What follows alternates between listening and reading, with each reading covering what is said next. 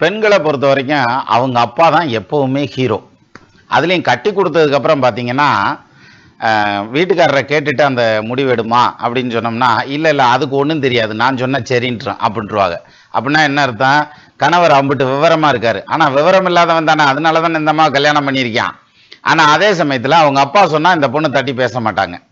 அப்போ இப்படி இருக்கிற குடும்பத்துல கணவர் மனைவியை கேட்டுத்தான் ஒரு முடிவு எடுக்கணும். இவரே முடிவு எடுத்துட்டா கூட அவங்கள்ட்ட ஒரு அப்ரூவல் வாங்குற மாதிரி கேட்டு அதை சரி பண்ணிக்கிறணும். அப்பத்தையும் குடும்பத்துல சத்தம் வராது.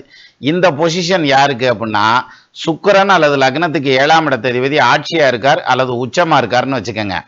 நீங்க அவங்கள கேட்டு முடிவு எடுக்கலைன்னா அதுக்காக அவங்க பேசிக்கிட்டே இருப்பாங்க.